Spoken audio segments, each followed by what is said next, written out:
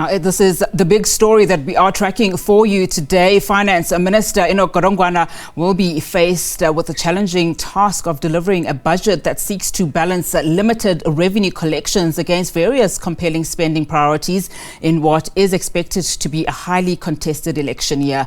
For more SABC News, anchor Nompumelelo Siziba joins us live now from Cape Town. Nompu, thank you so much for your time. Now, you have been speaking with various economists and labor unions who all simply agree, that this will be a very tough budget speech for the minister, and of course having to, little room to maneuver really.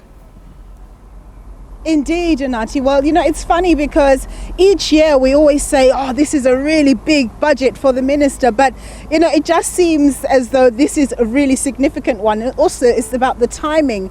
Given the fact that we are in an election year, there are things that the finance minister needs to do. But, there's a big question mark as to whether he'll actually do them because it's an election year.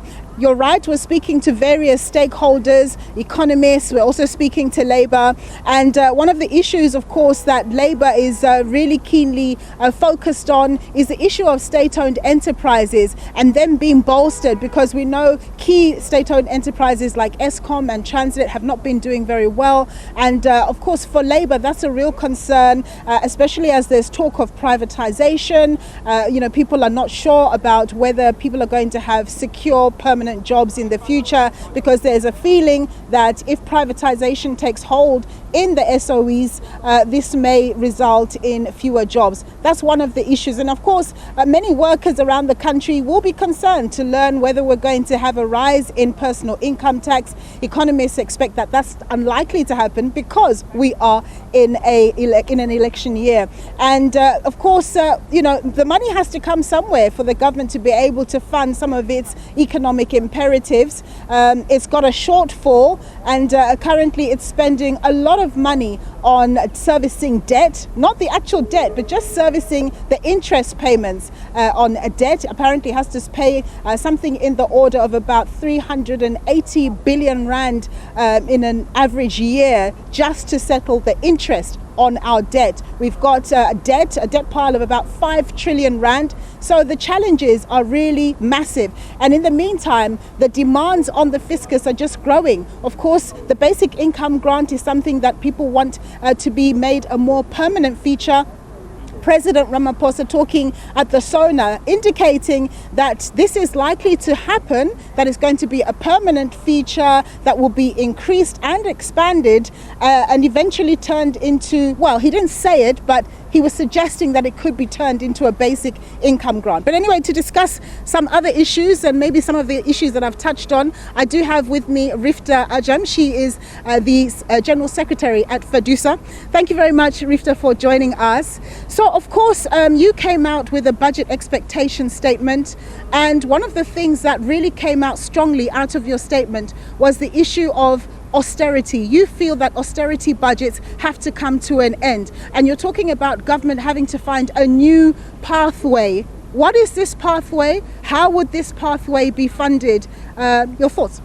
Well, thank you very much for the opportunity, Nompo, and most certainly we are appealing to the Minister of Finance to stay away from that austerity budgets. It is not going to bode well for South Africa in any way in terms of social spending. And we must not forget that we are a developing nation. We have an obligation to the citizens of this country, to the workers of this country in terms of the Constitution. So in that way, we need to be able to unlock the potential for economic growth, to put us onto a trajectory, to also expand on that tax base and to be able to assist in delivering on those social services. So for now, we are objecting in the strongest ways to any forms of austerity. There are lots of services that need to be delivered: health, education, police. The stats have been revealed by the minister last week in particular. So we need to be able to augment, to be able to take us onto that pathway of being a developmental state. So on the one hand, you say we need to get rid of austerity so that the public sector can be sufficiently funded to deliver on its objectives. But then on the other hand as well, economists say the public sector wage is a threat to public finances. It accounts for about 30% of what the government actually spends. And this is an issue. So how do we reconcile that? And is it a case that perhaps the money is not being fairly distributed across the public sector, given the fact that apparently government pays about 3.5 percentage points higher than your OECD countries on average relative to GDP? Nompu, this is one of those fallacies that must be dismissed at all costs. We cannot continue to perpetuate a narrative that says, number one, the public sector is bloated, and number two, that the wage bill is one of the major contributors of this particular budget that has to be balanced, and in such a way we have to rein in. How do you then explain to South Africans that as a developmental state, that as a growing state, we have to prioritize social spending? How do we advance on the ideals of educating our nation? How do we make sure that health services, to be able to be accessible and affordable, can be advanced, albeit the NHI that is highly in the domain of the public right now? How do we look at policing? The stats has come out, as I've revealed earlier on, and if we are going to be investing in infrastructure, in particular in the public services, this is where we have to play focus on. Just last night there had been an attempted breach of the GEPF, the biggest pension fund in South Africa. If we look at the jobs for the future and the infrastructure that we have to put in place, how then do you continue to claim that the public services are not working? If we want the tourists to continue to come into South Africa, then we have to ensure that Home Affairs is working, and this is the only plausible means. We have to dispel the myth that public servants are not able to deliver because you've got the technical competence and you have the infrastructure in place. We have to augment it and we have to take it forward. It is about oversight, it is about accountability, and it is about spending in the right areas, but we cannot continue to perpetuate a narrative that says the public service is bloated. How then do we deliver on those social elements and bring justice to those South Africans who are largely dependent on it? Transnet needs assistance from government, something to the tune of about 100 billion rand. It's one of those very strategic companies for the country. We see that apparently the economy is losing R1 billion a day just on account of Transnet not having its ducks in a row. What do you think should be done? And of course, even if we do fund as taxpayers Transnet to the tune of 100 billion or whatever it may be, that's going to expand our debt. And of course, we're paying too much money on debt already. I agree with you completely, but the question that I have to ask back, and my apologies for doing that then, Nompu, is Transnet not as important as Eskom is? If the President in particular had made statement after statement to say that Eskom is too big to fail, then now we have to realize with absolute conviction that even Transnet is too big to fail. The indispensable role that Transnet plays right now in terms of getting rail to port is important. We cannot overstate that. And what is important for us to realize is that not only do we have the technical competence within Eskom, we are going to bleed very badly because our human capital is being sucked out of this country and absorbed within the likes of the UAE. What we have to understand is government needs to play its role, because this quiet policy of corporatization and unbundling Transnet must come to an end. We are speaking about optimization, we are speaking about increasing volumes, but in terms of advancing this notion of trying to get a public-private partnership in, there's absolutely no guarantee of job security. So how then do we begin to advance the conversation when we are already being put on a back foot? We've got the capabilities here, and the point that I want to amplify that Fiducia is insistent on is that government has time and time again failed to deliver on maintenance issues. They have not invested in infrastructure, in particular in modernizing the ports, and we have not seen the technological advances to be able to take us where we are. We have the ability. We must not pursue a privatization agenda that is only going to put us in a worsened state than what we already are. So it's important for us to sit around the table and ensure that we can do this together, and the investments needs to come in. We don't need government to extend loans to Transnet. What we need now is for government to play their role as they did with Eskom by providing Transnet with the support right now, because a bailout or any form of a loan will only just worsen the situation at Transnet by improvising and making sure that in future they would not be able to access further loans. So right now, government needs to step up and make sure that it can either take over that debt right now or provide them the assurance that they had done time after time with Eskom. Rifta, thank you very much there. Rifta Ajam, the General Secretary of FUDISA, speaking very strongly there about what needs to happen at Transnet and other issues there. I'm going to hand over to my colleague, Bulelani Philip. All right, thank you so much, Nompu. Again, of course, a lot of reactions that will be coming here as we progress closer to the 2 o'clock time when the Finance Minister will be delivering the budget speech this afternoon. I'm not going to waste time and bring in now the ACDP Chief Whip, Mr. Steve Swar. Sorry, man. I just lost my trail of thought there because of the sound in my ear.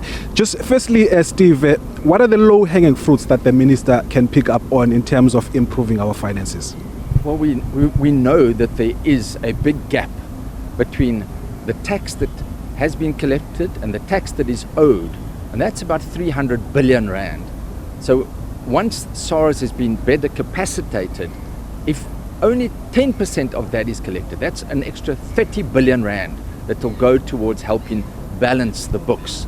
We also know, and you know for myself, being a long-standing member representing the ACDP in the Justice Portfolio Committee, I've always said, if we give increased resources to our National Prosecuting Authority, the Asset Forfeiture Unit, the Investigating Directorate, the Special Investigating Unit, they can collect tens of billions of rands that are sitting in overseas bank accounts and put those perpetrators of state capture and corruption behind bars. So we strongly urge the Minister again to spend more money on those resources, because it will leverage the collection of tens of billions of rands. What we are concerned about is the speculation about the Minister approaching the South African Reserve Bank to dip into our gold and foreign exchange contingency account. That account is there as a buffer for when there are shocks to our currency or when there is capital outflows. And we are deeply concerned that the Minister might use some of that money to help balance the books. Why are we in this crisis? Because of low economic growth, due to mismanagement of our economy, due to problems at Eskom, problems at Transnet, load shedding, logistics. We cannot fix those problems by dipping into our reserve accounts that are there for emergency purposes. So we're deeply concerned about that. And of course, if it happens now, then next year again, they can dip into it again, and next thing, there's nothing left of that as a buffer. We saw the financial crisis in 2008, 2009, and that is when you need that foreign exchange buffer. But we also believe, obviously, at the end of the day, as everyone admits, we need economic growth stimulus. We've got to get our economic growth to a higher level. And yes, whilst addressing Eskom and Transnet is part of that, we need infrastructure development. And we're not expending enough money on that. We've got to have far more expenditure on infrastructure, and that will encourage economic growth. We do not support an increase in taxes because we believe that our households and individuals, businesses are so hard pressed at the moment. We cannot afford even increases in the fuel levies. We would suggest that needs to be looked at, the taxation on fuel levies as well. There is money to be collected, there is low-hanging fruit, and we would urge the Minister to look at that rather than increasing taxes or dipping into our gold and foreign exchange reserves. A lot of the time, the budget speech is surrounded by economics jargon. For the man in the street, I mean, when we talk about issues like budget cuts and austerity measures, what does that mean for that person? Well, what it does mean is it affects them deeply, and that is what our concern has also been. For example, serving on the Justice Committee, we cannot afford cuts to the Justice budget vote or to the SABC budget vote, because that's feet on the ground, that's police fighting crime, that's courts that need to operate, and we cannot afford that. We cannot afford budget cuts to our education, where our schools are operating already under great pressures, or our health services. And that is a concern, and that is what affects people on the ground. Obviously, if there's any talk about increases in VAT or increases in the fuel levy, that again affects our pockets as consumers on the ground. And yes, so whilst we talk about all these economic terms, it has a direct impact on people on the ground. And that's why we believe it's time for change, because we've seen a mismanagement of our economy with economic policies that are not in sync with what we are needed to boost economic growth, to create jobs. We need more jobs. We can't have so many people, 8 million people that are unemployed. Those poor people, my heart goes out to them. They should be employed so that they can contribute not only to the welfare of their family, but to generate more income for themselves, for the state in revenues. And so we need economic growth. We need new economic policies to engender that as well. Lastly, before I let you go, the performance of the minister, out of 10, how much do you give him? Well, he's tried his very best. Out of 10, I'm out of time. Say 5 out of 10, but he has political constraints. It's an election year. There's huge pressure on him. We encourage him to stick to fiscal consolidation, to reduce our debt levels so that more money is spent not on paying debt, but on services to the people. All right, thank you so much. Steve Swart is the chief whip of the ACDP, giving the party's view on what they expect from the finance minister this afternoon. For more, back to you in studio. All right, thank you so much to our team out there in Cape Town, of course, just tracking that budget speech that is going to be made by the Minister of Finance at 2 p.m.